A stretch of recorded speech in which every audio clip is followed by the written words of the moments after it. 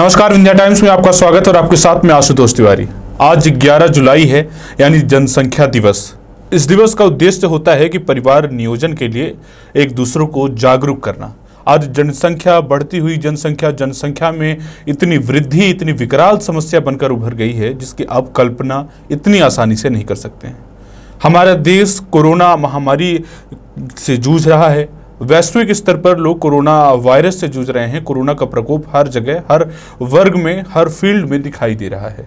लेकिन एक बड़ी समस्या यह भी है कि आज अगर हमारे देश में यह सवाल खड़ा हुआ कि आखिर जरूरतमंदों को ऑक्सीजन क्यों नहीं मिला, जरूरतमंदों को, ये उदाहरण उपयुक्त एकदम यहाँ पे माना जाएगा कि इतने सारे लोग जो अस्पतालों में पहुंचे, उन्हें बेड की सुविधा क्यों नहीं मुहैया कराई गई, आखिर इन अधोसंरचना की कमी कैसे पड़ गई। ये तमाम इंफ्रास्ट्रक्चर जो कई सालों से बनते आए हैं, जो एक लंबे समय से, लंबे अरसे से बनते आए हैं हमारी सुविधाओं के लिए, वो भी क्यों कम पड़ रहे हैं। इस पर सोचने की जरूरत है, बात करने की जरूरत है।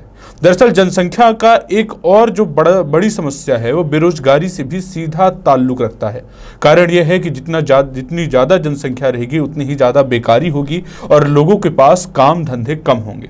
मध्य प्रदेश में भी तेजी से जनसंख्या में इजाफा हुआ है, लेकिन ध्यान देने वाली बात यह है कि जनसंख्या को लेकर जिस तरह से अब सरकारें सोच रही हैं, जनसंख्या नियंत्रण को लेकर जिस तरह से सरकारें सोच रही हैं और आम लोगों में जो मांग उठ रही है जनसंख्या नियंत्रण नीति के लिए, वो एक तारीफ काबिल है। लेकिन इससे नहीं होगा, हमें कहीं ना कहीं उसे जमीनी स्तर पर उतारना होगा और उसके लिए काम करना होगा। मध्य प्रदेश में हर साल 15 लाख की आबादी बढ़ रही है।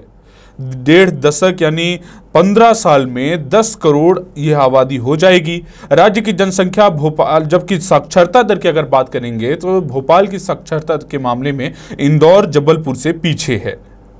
8 करोड़ 45 लाख प्रदेश की जनसंख्या है। राज्य में बुजुर्गों और महिलाओं की जनसंख्या बढ़ी है। 48.4% महिलाओं की संख्या है, जबकि 2011 में 0.4% ज्यादा है। पुरुषों की 51.6% है। 100 साल पहले 1921 में भोपाल की आबादी 1.40 लाख थी, जो 2021 में 21 लाख पहुंच गई है। देश में 6वां स्थान है। Thailand, France, Italy, the Africa से भी ज्यादा प्रदेश की आबादी है।